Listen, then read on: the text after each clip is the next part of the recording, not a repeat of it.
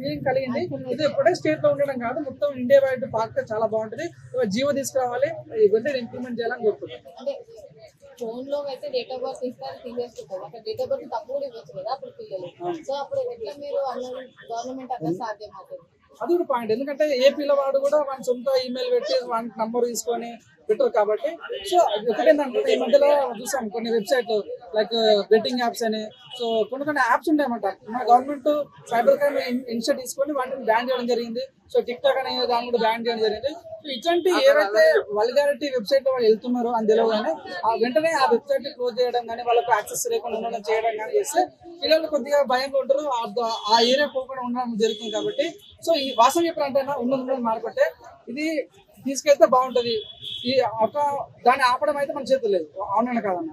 So వాళ్ళ కంట్రోల్లో పెట్టాలంటే తల్లిదండ్రులు వాళ్ళని 24/7 అబ్జర్వేషన్ పెట్టడం తప్ప కానీ ఏదో వర్కౌట్ కాదు.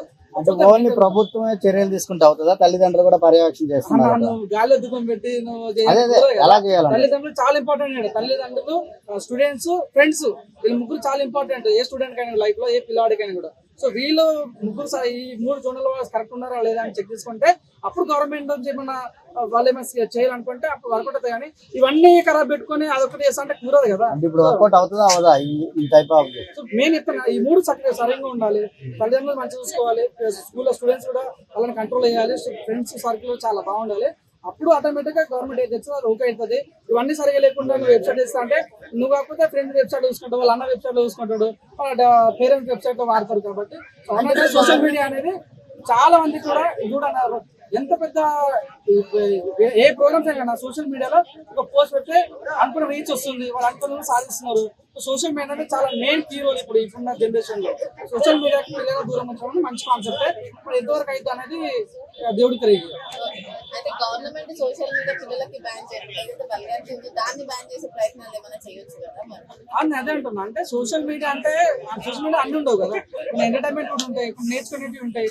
ఇప్పుడు చాలా మంది చిన్న పిల్లలు కూడా వాళ్ళు పెద్ద పెద్ద సినిమా డైలాగ్ చెప్పటాలు కానీ, సో నాటకాలు వేయటాలు కానీ, సో అట్లాంటి మంచి తీసుకోవడంలో తీసుకుని తప్పలేదు.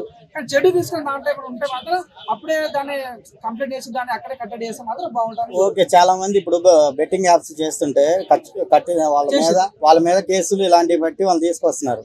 అలాగే సోషల్ మీడియాలో ఎక్స్పోజ్ చేసే వాళ్ళని, కొంచెం వల్గారిటీ చేసే వాళ్ళని, వాళ్ళ మీద చర్యలు తీసుకుంటే ఎంత తగ్గుతుంది కదా?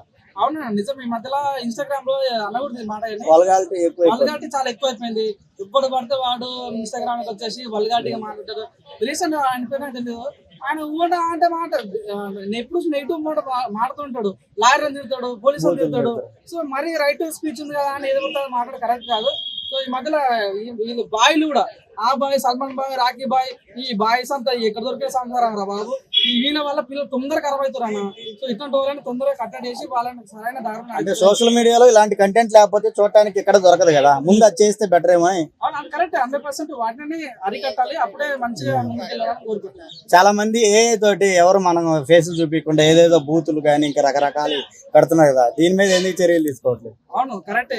ఇప్పుడు యూట్యూబ్ కూడా ఒక ఆప్షన్ ఇచ్చింది, ఏఐ సంబంధించి ఏ వీడియో పెట్టడం కూడా దాన్ని రీచ్ లేకుండా చేయడం కానీ. అంటే దానికి పైసలు రావట్లేదు, రీచ్ ఉంటుంది కానీ పైసలు రావు, అంతే చెప్పింది. అసలు ఆ కంటెంట్ తీసేస్తే బెటర్ కదా, ఆ చర్యలు తీసుకుంటే బెటర్ కదా. ఏఐ కూడా అన్ని చెడ్డగా లేవు అనుకోండి, మంచి ఏఐ ద్వారా సినిమాలు కూడా తీస్తున్నా.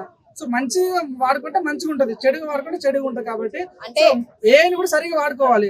చూసాం మొన్న సర్పంచ్ ఎలక్షన్లలో మొత్తం ఏఐ వాడి వాళ్ళు పాటలు క్రియేట్ చేసుకున్నారు, వాళ్ళే పోస్టర్ క్రియేట్ చేసుకున్నారు. సో వాళ్ళు అనుకున్న పాయింట్ చెప్పదలుచుకున్నారు అనమాట. సో ఏఐని కూడా సరిగా వాడితే మంచిగా ఉంటది, నెగిటివ్ వాడుకుంటే నెగిటివ్ వెళ్తుంది. ఏదైనా కూడా మన చేతిలో ఉందన్న. సో నువ్వు మంచి వాడుతుంటే మంచి వాడుకో, చెడిపోవడానికి చాలా ఎక్కువ స్కోప్ ఉంది. నెగిటివ్ అంటే తొందరగా చెడిపోవడానికి ఎక్కువ స్కోప్ ఉన్న మీడియా ఏదంటే సోషల్ మీడియా. సో 100% తొందరగా చెడిపోతారు. కానీ మంచి కూడా నేర్చుకోవడానికి కూడా స్కోప్ ఉంది, నేర్చుకుంటే మంచి ఉంటుంది.